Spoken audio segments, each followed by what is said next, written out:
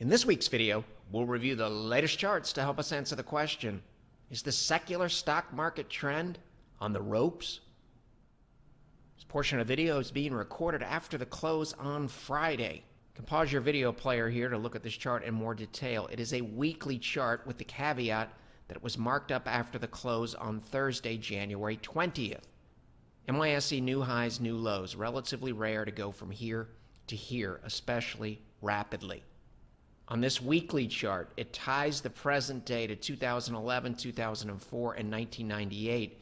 It also differentiates the present day from 1987, 1990, the peak in 2000, 2007, this peak in 2015, and all of these peaks here. How can that be? Look in the year 2000 here. When the stock market peaks, look at all the white space up here.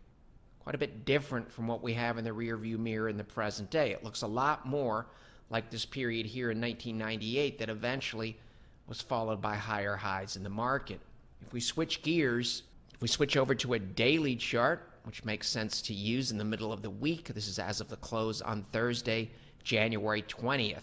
This is our relatively rare move on the same chart. How many times has something similar happened? Looking at all of this data going back to 1977. Only 4 previous times, 1984, 1997, 2004, and 2011. In each case, when you're down here, there's a lot of red on the screens, and in each case, the market had been strong in the rearview mirror up here. And in each case, 1 year later, the stock market was higher, the S&P 500. The average gain was about 13.5%. The median gain 12. Looking out 2 years, we get roughly a twin 40. In each case, from the day of the signal, there was more pain ahead. The average additional drawdown in the S&P 500 was 5%. The median around 3%. If we put these drawdowns on a 2022 chart using the date of the signal, these are our horizontal lines here. Like many studies that we did last year, it says from a probability perspective, there's a good chance that the June low of last year will hold. Notice we use the term chance, significantly different from the term certainty. This is also near the 38.2% retracement of the A to B move in the S&P 500 from this September low all the way up here to the recent peak. Keeping in mind, something that just happened this week ties the present day to these dates here. Good things happen looking out 1 to 2 years, but there was more pain ahead in the short run. And on average, the short run was almost 60 calendar days, same with the median. And from last year, this is a study from this week, says the June low is a reference point. Study and drawdowns that were covered in September of 2021, since they're 1 year drawdowns, these levels are still relevant, telling us, from a probability perspective, something that happened in the rearview mirror says there's a decent chance that the June 2021 low could hold. Here's another study covered in July of 2021. Similar situation here. That June low is here, telling us to keep an open mind about the stock market making a stand above these levels here. Same exact concepts here. Another study that was covered in September of 2021 based on 7 consecutive monthly gains as of the close of August. In those cases, looking out 1 year, it was not unusual to retrace back to these levels on your screen, the June low being here. Not a prediction in any shape, form, or fashion, just pointing out that a study that we just completed on Thursday of this week also aligns with those probabilistic reference points. As always, we learn something either way, bullish or bearish. Quote-unquote oversold markets can continue to fall. Happened here, happened here. However, where we are now, or at least as of the close on January 20th, the market made a stand in a similar area here, here, here, here, and here, helping us keep an open mind about better than expected outcomes in the short to intermediate term, while respecting additional downside is absolutely positively within the realm of reason. Nasdaq 100 stocks greater than their 200-day simple moving average. Stock market made a stand near these lines here in the past. We exceeded that late this week. That also happened during the correction in 2010 and the correction in 2004, and both of those followed major lows in 2009 and a major low in October of 2002 and a retest in the spring of 2003 in the S&P 500. In these cases, from this point here, the S&P 500 lost an additional 6.5% before rallying eventually to new highs. 2010 case from this area here, an additional 3.5%. And in this case, the market didn't find its final peak until October of 2007. And in this case, there's a pretty substantial peak in 2011, but good gains from that low. A very, very similar situation here, with the exception of we're down near the oversold levels where the market found a bottom in 2004 and 2010. 2010, the indicator made its lowest low, and eventually on a retest, it made a higher low when the S&P 500 bottomed. That's why we have 3 reference points here. Is it possible for this to fall further? You bet you, it's possible. Interesting to note, after Thursday's close, this indicator making a higher low relative to the low that was made in December. Obviously, that's subject to change when this chart updates overnight. During the session on Friday, January 21st, you can see we're still in this consolidation range, but this is a lower high. A break below here from a probability perspective would be relevant. Could spend a lot of time on this. This is during the session on Friday, January 21st. There's really no resolution here. Growth relative to value. Very, very similar situation here. This is VTV divided by VUG during the session on the 21st. We've been inside this box dating all the way back to June of 2020 and still well below that level intraday on Friday. Short to intermediate term trend favoring value. The long-term trend still unequivocally and unquestionably favoring growth. However, this is a W formation. If we get a breakout from a W formation, that would be a positive development, but there's also other hurdles to clear here. As always, we'll simply trade the chart in front of us, see how it plays out. This is during the session on Friday, January 21st, Tech versus the S&P 500. The last thing it did was make a new all-time high. Vulnerable, yes. Has it broken down yet? No. XLE relative to XLK, you would think that XLE would be blowing XLK out of the water if we went back and compared them from June of 2020. That's not the case. We still have a lower high over here relative to this high. The good news for XLE would be this is a very long-term period of consolidation, and if it can get out here and stay out here, really, really good things could happen in this ratio. Still duking it out for now. S&P 600 small cap index during the session on Friday, January 21st. Lower high below this B here, but still in this consolidation range. Some other versions of small cap charts are breaking down. How do we look versus that 10-month moving average? You may remember the strongest bullish trends have a tendency to stay above an upward sloping 10-month moving average in blue. As of the close on January 21st, the 10-month moving average was at 44.24 and change. We closed basically there at 43.97 and change. It's a monthly chart. We'll learn something if we close below it at the end of the month. And obviously, that's very, very possible at this point. Cover these charts many, many times. Do we have the full hot knife through butter look in the present day? We don't, but we're close enough. We have to be concerned about that. This type of look here, coming back into the MAs and getting rejected, having the MAs roll over as they did during the COVID plunge, that would be concerning. From a pure trend perspective, the S&P hasn't even taken out this October low yet. That may happen very, very soon, given this very, very strong downward momentum that we have. But for now, We've stayed above this, and for the most part, the long-term trend is intact. You may remember back on October 1st, we covered these charts. This was the S&P 500 in 1996, and back then we said, even within the context of an extremely strong trend, 1995, 1996, you still had a drawdown of 7.64% on a closing basis, and that's a very sharp drop in here with strong downward momentum within the context of a strong trend. This is how the present day chart looked on September 30th, and this is how it looked intraday on January 21st, and I'll show you a version on the next slide or two how we looked at the close. You'll notice there are a lot of similarities here. 50-day moving average rolling over, 50-day moving average rolling over on January 21st, 2020.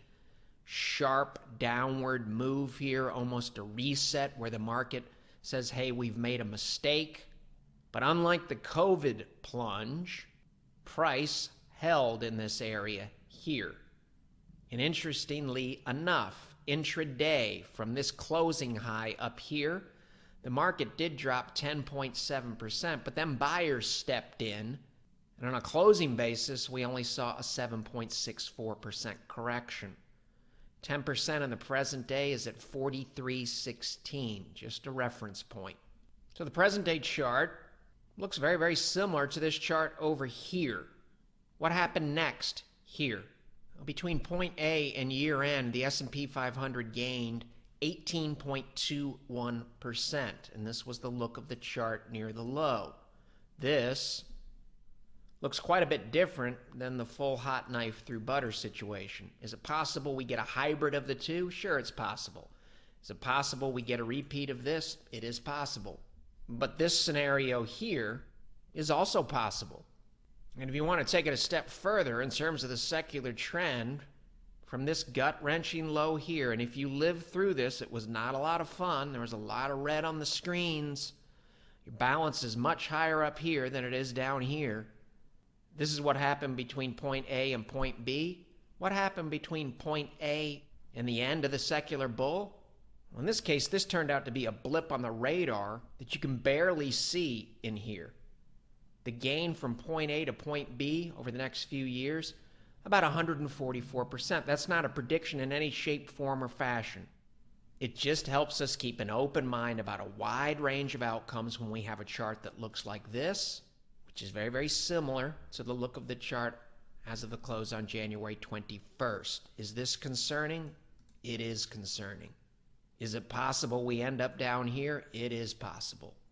But keep in mind, in this case, see this low here? It was undercut on a closing basis for several days in here.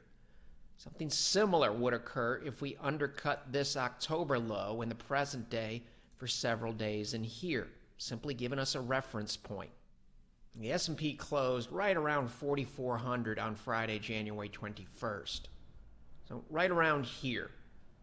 There's really nothing from these bullet points that really contradicts anything we're seeing currently on this chart. That is subject to change.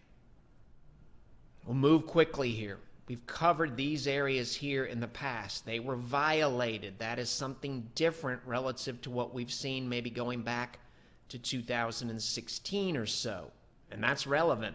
This is relevant too. This is different up here, the look of this, relative to anything we've seen since the COVID low. Is it possible we make a stand in this area here? Sure, it's possible. Something similar happened right here and right here in 2012, and something similar here, 2010. Is it also possible that we get a look like this, or like this, and we get additional losses? It is. And right now, the base case, until proven otherwise in the short to intermediate term, is more downward momentum until something changes. That may happen soon, but it hasn't happened yet. How about the secular trend being on the ropes?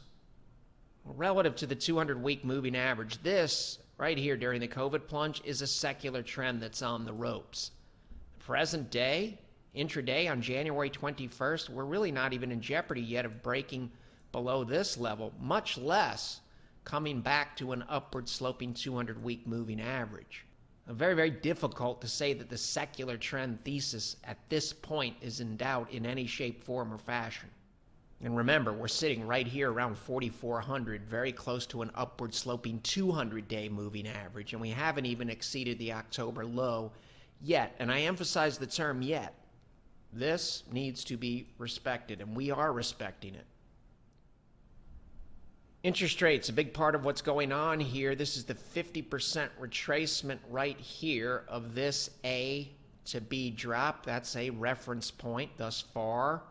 Interest rates have stayed below this level. This acted as resistance. This acted as resistance. What once acted as support may act as resistance. So it's possible we've got potential resistance in this area here. Simply a reference point. Markets have a lot of moving parts. It's very, very difficult to believe in isolation that the 10-year yield sitting around 1.8% is a showstopper for the stock market. In a historical context, interest rates in the present day, right down here where my cursor is, they remain extremely low by historical standards. But the reality of the situation is there's something going on here, Fed policy, interest rates, that the market doesn't like, and that's all that matters. And until that's cleared up, risk management is a top priority. And risk management within the context of the charts and data in front of us, prudent risk management. Here's the VIX intraday on January 21st. This chart looks worse at the close. There's nothing on the chart of the VIX yet that says risk appetite is returning. This is the type of look we would really want to see, a big spike up and then a close near the low. We didn't get that on Friday, so the VIX still aligns with a strong downward trend in the short run. Here's a COVID plunge over here. Here's the look of AGG divided by IEF. Very, very difficult to say that the credit markets are concerned in the same way that they were over here. Everything that we just said about the last chart applies to this bullish breakout up here that's still holding intraday on January 21st. That also is subject to change, but it hasn't changed yet. Credit markets are relatively tame thus far. A lot of high volatility, speculative ETFs that did extremely well in here off of the COVID low. We don't have an investment in ARK, but it's relevant to what we're doing. This is concerning here. This is a massive drawdown here. And there's no sign intraday on January 21st that this is reversing or that the conviction of buyers relative to the conviction of sellers is flipping. So like the VIX, there's really nothing here yet that says let your guard down or assume that everything's fine, because everything's not fine on this chart. That's subject to change, but it hasn't changed yet. Remember, technical analysis is looking for changes, sometimes subtle, sometimes not so subtle. Bearish breakdown, looks like we're trying to recapture it. Tried to recapture it here, made a lower low this week. A lot of air up here. Anything can happen going forward on this chart, but there's no question that this looks a lot worse than it did up here. A little bit of a mixed bag here. Small caps relative to TLT during the session on January 21st. This hasn't broken down yet. There's gaps, a lot of gaps like this. Good to be aware of. This might act as a magnet. If we look at Russell 2000 growth, IWO relative to IEF, it looks a lot more like that FDN chart. This is a significant breakdown. Until it's repaired, it's relevant. You may remember 3 key points from the summary slide. The January 14th video were as follows. Odds favor bigger drawdowns in 2022 relative to 2021. An 8 to 15% correction would be well within historical norms, and that speaks to the S&P 500. And the key question last week was, does it look like a market that will go on to make higher highs? We also used a chart to put some context around the second bullet. The horizontal lines show us a hypothetical 4% drawdown in the S&P 500 from the highest close to the line, all the way down to a hypothetical 15% drawdown from the highest close up here. This is where we stood last week. And this is where we stand this week as of Thursday's close on January 20th. Relative to the historical norms, we're still well within the range. So this would be a 4% drawdown, a 5% drawdown, a 6% drawdown, a 7% drawdown. We're somewhere in the 6 to 7% range. And the S&P 500 still trading above an upward sloping 200-day moving average. None of this tells us anything about whether or not these levels will hold or where the drawdown will end. But they do speak to probabilities. When you stay in this range, the probability of going on to make a higher high is greater. Because seeing something like that within the context of a bull market is not particularly abnormal. The dotted line represents a hypothetical 10% drawdown. And if price does get into this area here below that upward sloping 200-day, the probability of the downturn evolving into a bear market will increase. But as we mentioned in last week's video, not unusual for a bull market to drop below the 200-day moving average. We'd prefer to see it somewhat act like a magnet. So unlike the COVID plunge that was the hot knife through butter, if we drop into this area here, we'd prefer to see some buying support come in. And that's all to be determined. The tweet, lower portion of your screen where my cursor is moving around. From Bespoke, here's the Twitter handle here. Through 12 trading days, the Nasdaq Composite is off to its fourth worst start to a year in its history. And here they are in order. Worst start, 2008, second, 2016, then 2009, then the present year, and then 1996. Thus, it might be helpful to know, how does 2022 compare to these other periods from several perspectives? How does it compare here, date of the signals, we'll call that point B. What did market action look like leading up to the date of the signal? How similar was that? Why that's important is because it speaks to expectations about future economic and market outcomes. And in terms of where do we go from here, in the other cases, what happened next? And more specifically, point B is the date of our signal, so 12 trading days into the new year in each one of these cases. From there, what was the maximum drawdown walking forward from that 12th trading day? How much worse did it get? And after that low, what type of gain occurred to the next major peak? So that would be from C to D. We also want to get some idea of what was happening before point B. Was the market rising? Was it flat? Was it falling? It's very, very easy to look at a tweet like this, and we can all see what we want to see. If we want to see these bearish dates, that may be our takeaway. If we know market history and we prefer to focus in on a more bullish date, that could be our takeaway. So let's focus on the data and see what we can learn about 2022, start of the year relative to these other years. And we're going to start walking forward from the date of the signal and see what the maximum drawdown was in 3 of the 4 cases.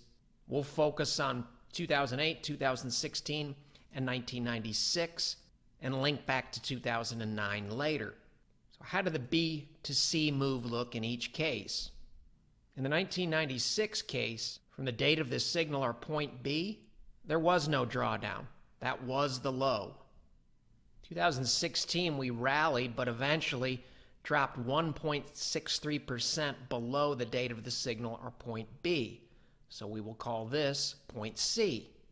And in the 2008 case, from point B, in terms of a major low, a tradable low, an investable low, it got really, really ugly, and it took a long time to get there. The loss from B to C, 49.26%. That's the additional loss in the S&P 500. So we just covered the drawdown from B to C in each case, and in this case, point B and C are the same. There was no drawdown. Now let's try to gain some type of understanding of what happened walking forward from point C. And more specifically, we're looking at point C to the next major peak in the S&P 500. In the 1996 case, you can see here there was no drawdown from the date of the signal. In the 1996 case, point B and C are the same date. And from that point, really, really good things happened. The S&P 500 gained an additional 152% over several years before peaking in March of the year 2000. How about the 2016 case? After the drawdown, really good things happen. This is a very strong trend. The gain into Q1 of 2018, 57% in the S&P 500 index.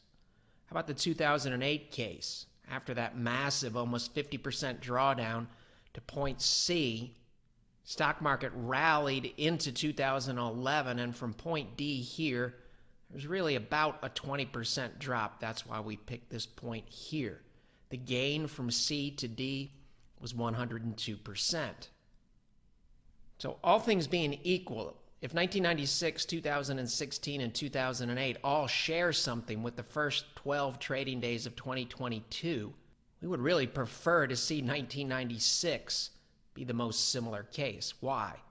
It had no drawdown from that point, and the gains over the next few years were very impressive.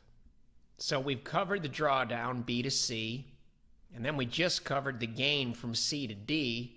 Now let's double back. What was happening before? How similar was the net aggregate opinion of all market participants regarding all subjects on all time frames leading up to point B if we look back 1 year? Have to keep in mind here, no two periods in stock market history are identical. So to make the case that 2008 is significantly different from the present day, we don't really need to know that. That's all baked into the charts. So in the 1996 case, 1 year leading up to point B, strong trend. How about in the 2016 case? This is the date of the signal over here. For the most part, this is the lowest point on the chart. A lot of indecisiveness and concern about something on this chart. Remember, this is the net aggregate opinion regarding all subjects on all time frames. A bull market's a bull market. Consolidation is consolidation. The combination of factors is all baked into the charts. How about 2008? 1 year leading up to point B. Somewhat similar to 2016. Right side of the chart is making the lowest low. So this and this are almost polar opposites to this. Here, we're very close to the high on the chart, and here we're near the low. So in each one of these cases, we're looking at the move from A to B. How does the same A to B move compare in the present day if we look back 1 year from that 12th trading day to kick off the year? Here's the present day case in the center of your screen. The 12th trading day of the year was January 19th. We're looking back 1 year. It's the same look back period that we have over here. And if we compare the present day to 2008 and compare it to 1996, it's pretty easy to make the case that the present day looks a lot more like 1996 relative to 2008. How about if we compare the present day to the 2016 case? Here's 2016 in the center of your screen. Here's the present day. We've moved it over here. Once again, it's pretty easy to say the present day looks a lot like this. It really doesn't look anything like this. Net aggregate opinion concerned here. Net aggregate opinion out here, pretty confident about future economic and market outcomes, similar in the present day. So out of the three cases that we've looked at, pretty easy to eliminate 2016, 2008 and focus on 1996. But when we look at this chart and compare it to this chart and this chart, a lot of subjectivity in there. So the trend strength portion of the market model can make it a lot more objective. How did the trend strength look here, here, and here? As you might imagine, this is a very strong looking trend. That's the highest score you can get. It's also the highest long-term score that you can get. This is a weak score here. This point B right here in 2016, it's a very weak trend. Long-term score weak as well. This is concerning. This speaks to the net aggregate opinion. 2008 case, this point B, almost the polar opposite relative to this point B. 100 and 100, 0 and 5. And the trend strength model goes from 0 to 100. So this is the best score you can get. This is the worst score you can get. What happened from here and what happened from here? We know the answer to that. There was no drawdown in this case, and there was a massive drawdown in this case. And in this case, the strong trend continued for several years. So, objectively, if we look at the trend strength scores as of the 12th trading day into 2022, do they look more like this, this, or this?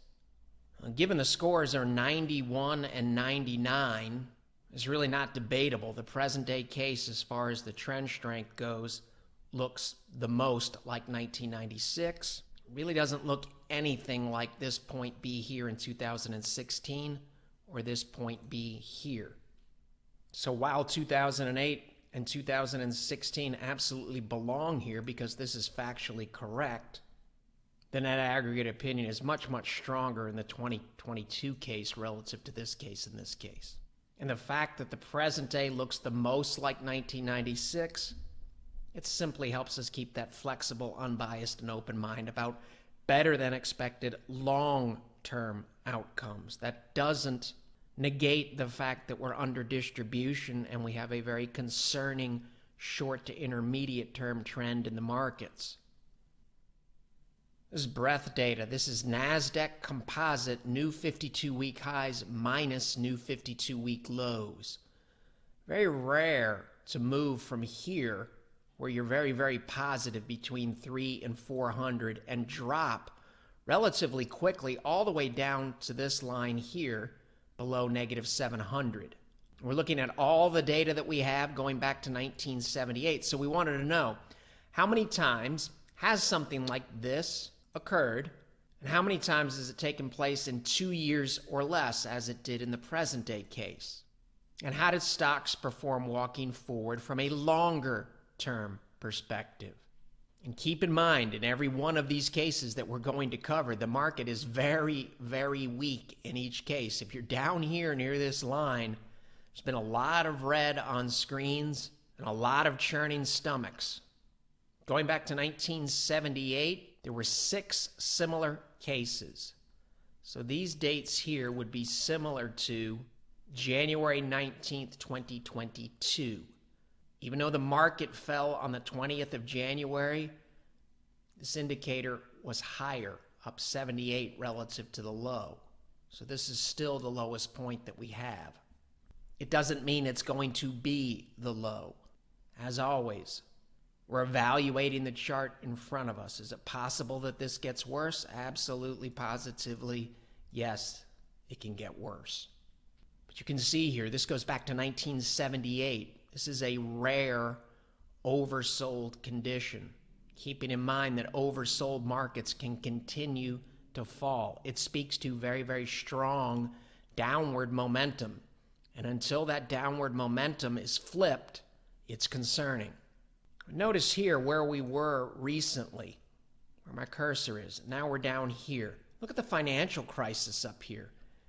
Here's the peak in the stock market here in October of 2007. Look how long it's been since we've been there. You have to go all the way back to 2003. There's a lot of white space here. So this is something else that tells us this move and this data set here really doesn't look anything like the major peak in the financial crisis. Here's another data set that discount concerns about the 2008 and 2009 scenarios relative to this tweet. Again, this is an accurate tweet. It's relevant. These dates should be here. We're trying to assess how similar is the present day to the other point Bs. As you might imagine, when stocks finally find their footing and that downward momentum is reversed, and you're at a very, very rare quote-unquote oversold level, it's not surprising if we look out 1 year in every single case that's similar to what just transpired in the present day, the Nasdaq was higher a year later, and this is a year later from when the indicator hit the lower blue line, which is what happened recently here. A year later, average gain in the Nasdaq composite 43%, the median gain about 42%, every single case higher. S&P 500, average gain about 32%, median gain 29-ish. As we said, when you hit this line here, doesn't mean you're at the low. You're not at the low here, you're not at the low here, you're not at the low here. Thus, we shouldn't just look at the good part of it. How about drawdowns walking forward in each one of these cases? We're looking at maximum drawdowns when you move from here to here in less than 2 years. This helps us keep an open mind about more pain ahead and better than expected outcomes. In 2 of the cases, 1996, for the most part, the pain was very, very close to being over. 2011 case, October 4th, 2011, there was a big intraday reversal. That is the low. But in these other cases, it tells you exactly what we've covered already. A rare oversold market can keep falling. Average drawdown in the Nasdaq from the date of the signal, so that will be like walking forward from January 19th, 7%, the median drawdown 6.2, in the S&P 500 it's 6% and roughly 5%. But in the S&P 500's case, 50% of the cases basically say, trade the chart in front of us, don't assume things are going to get worse, because they didn't get worse in 1996, they didn't get worse in 2011, and they didn't get worse, that much worse, in 2016. And in every single one of these cases, eventually, looking out 1 year, really good things happened. So if we know what the drawdowns are from the date of the signal, we can do some back-of-the-envelope calculations, get some idea if something similar happened in the present day from the date of the signal. What might that look like on a chart of the S&P 500 in this case? It's based on Nasdaq new highs minus new lows, 1978 to 2022, but we're looking at a chart of the S&P 500. Like many of the studies that we performed last year, you may remember a lot of them said the June 2021 low, from a probability perspective, had decent odds of holding on any pullback. And remember, when we looked at the studies last year, they looked out a full year. We're still in that window for the vast majority of studies that we covered. These drawdowns are similar. They're saying there's a relatively high probability based on history that the June 2021 low will hold. This case down here tells us we better not assume anything. How about the Nasdaq? Somewhat similar situation. This case, this case, this case, this case, and these 2 cases all would hold above that June low for the most part. Here's the June low here. But 2 of the cases tell us we better have a game plan ready if things turn out worse than expected. In terms of getting a game plan ready, there's nothing really over here that's very encouraging as of the close on January 20th. So the downward momentum, the bears still have it. And when you see this area of possible support, possible support, possible support, possible support, and these areas of potential drawdowns, you can see why some measure of patience has been in order. We also have to make sure that we're staying in line with the evidence. Some of the moves that we've made recently have done just that. And remember, the trend strength score earlier this week was still sitting in the 90s. The way the math works, in the simplest terms, the further you get down into this area, the faster those trend strength scores, for the most part, are going to drop. How we're going to play it from here, we don't know. We do exactly what we say we're going to do. Wake up every day and say, are we aligned with the data that we have in hand? If the answer is no, we make some incremental adjustments to get back in line. If the answer is yes, or we're not sure, it's gray, you don't do anything. And the magnitude of the shift in the portfolio is directly related to the magnitude of the shift in the data. If it deteriorates very, very quickly from here, as it did in the hot knife through butter COVID plunge, then we would reduce risk at a faster rate. Not making any assumptions bullish or bearish from here. There's another thing to keep in mind here about corrections. Now we're looking at a chart of the Nasdaq composite up here, upper left. There's a lot on the screen here. We'll walk through it. As of the close on January 20th, it had been 62 calendar days since the Nasdaq made its highest closing high on 11/19/2021, and the drawdown based on closing prices was just a little bit under 12%, 11.85. How does that compare to the average and median drawdown in the Nasdaq when we had drawdowns over 10% during the current secular bull? And the stage for the secular bull was really set at the low in 2009. Here's the answer here, compliments of Bespoke. So going back to 2009, why 2009? Because for the most part, that long-term trend remains intact. The average drop, 15.2%. The median drop, 12%. So here's where we are. This is 11.85, 12% roughly in here. 15.2% takes you down to this area here. And I can assure you, in every single one of these cases here, in this research, there were plenty of things to be concerned about. There were lots of red screens, and balances were dropping almost every day. In terms of our approach, nothing really changes here. We'll take it day by day and see how it goes. Now, we already compared the present day to these cases here relative to trends. We can do something very, very similar with credit spreads. And what you'll find is if you use trends and credit spreads, the two most similar cases are 2022 and 1996. They separate themselves from the other cases. The somewhat tweener case is 2016. It's weaker than these cases over here, but stronger than these cases here. And the reason why we didn't cover 2009, these are basically the same case. And the present day looks a lot more like 2008. It doesn't look anything like 2009. Trend strength scores 0, 0. Credit spreads the day of the signal, 1/20/2009, very wide, 16.79. In the present day, 3.11. It's the lowest of all of them, even lower than 1996. If we rank these by trend strength, the long-term rank, credit spread rank, the average rank for 1996 was 1.5, 2022 1.5. This case comes in third, and these come in a distant fourth and fifth. Here are credit spreads in the present day. How about a long-term look at national financial conditions?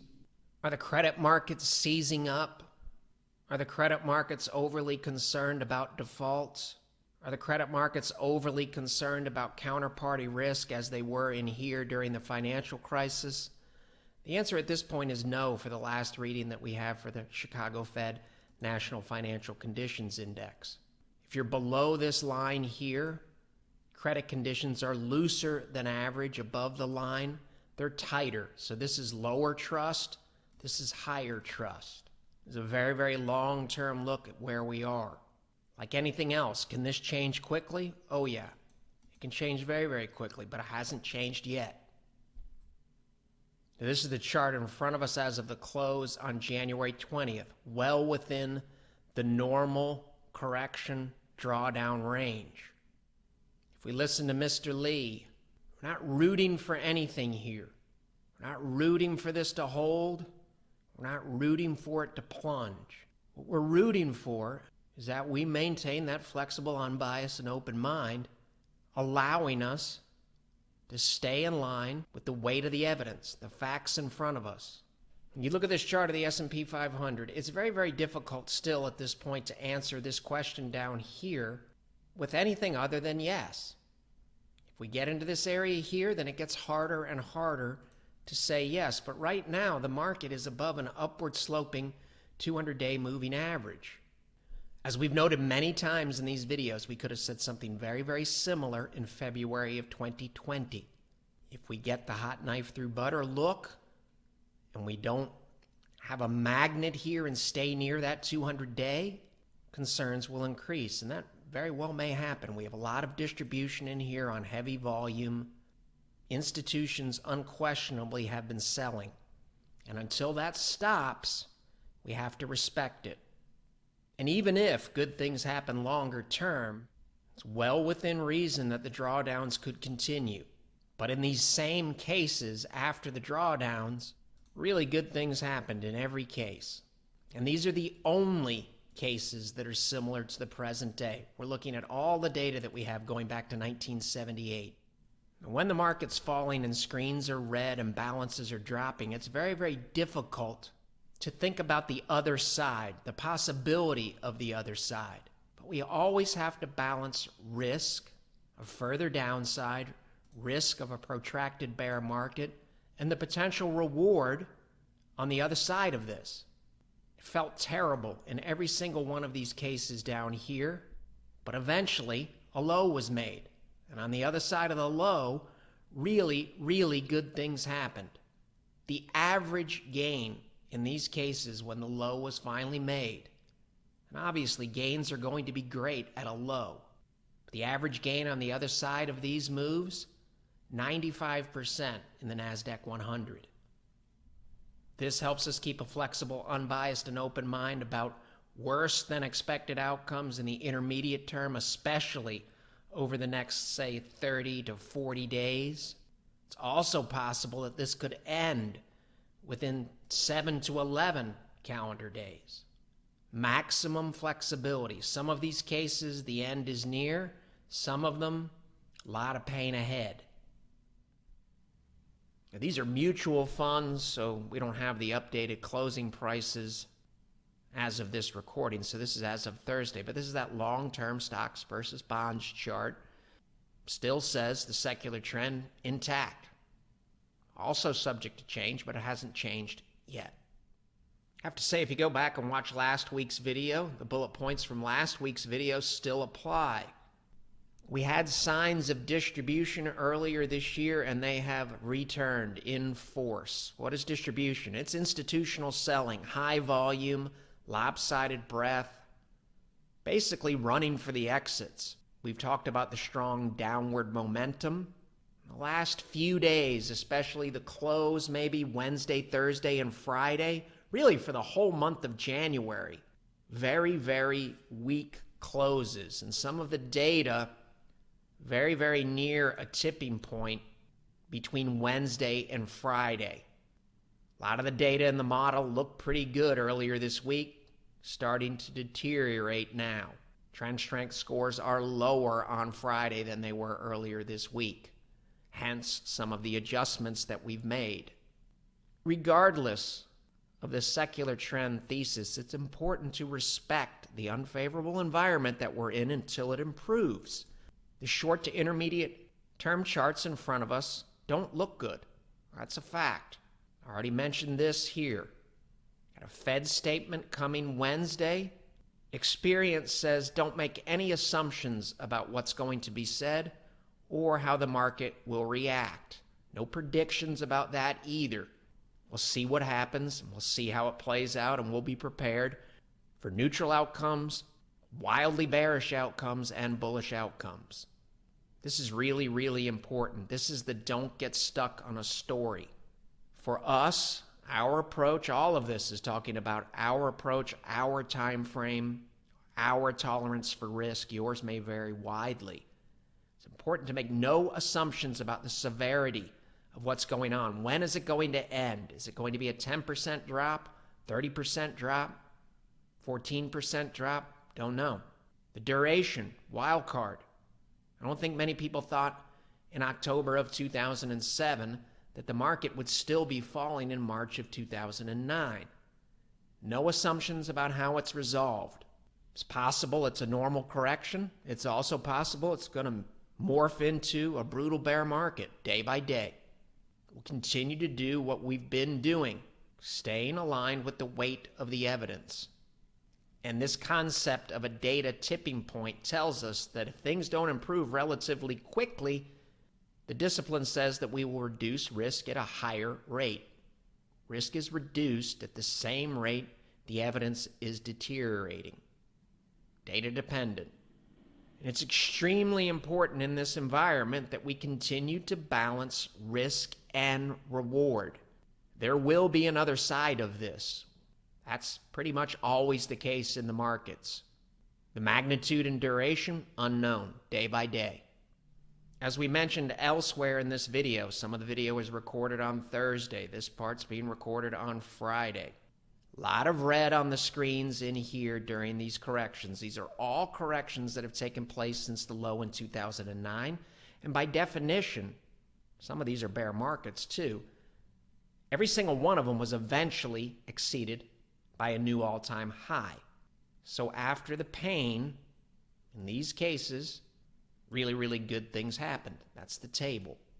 That would be the good news. The bad news would be there's some big drawdowns in here, and the duration in days can be lengthy. Really, nothing new. Continue to do what we've been doing. Approach is the same when the market's going up and when the market's going down. We always want to balance risk and reward. We want to keep our capital in harm's way when the odds are in our favor. When the odds start to deteriorate, we want to make adjustments that get us back in line with the weight of the evidence. And at some point, inevitably, the data starts to improve, and we want to make incremental adjustments to get ourselves back in line with the weight of the evidence. We all know the only way any of this works is if we head into next week and every week with that flexible, unbiased, and open mind. The material in this video has no regard to the specific investment objectives, financial situation, or particular needs of any viewer. This video is presented solely for informational purposes and is not to be construed as a solicitation or an offer to buy or sell any securities or any related financial instruments, nor should any of its content be taken as investment advice. Any opinions expressed in this video are subject to change without notice, and Shavaco Capital Management, LLC, or CCM, is not under any obligation to update or keep current the information contained herein. CCM and its respective officers and associates or clients may have an interest in the securities or derivatives of any entities referred to in this material. CCM accepts no liability whatsoever for any loss or damage of any kind arising out of the use of all or any part of this material. We recommend that you consult with a licensed and qualified professional before making any investment decision.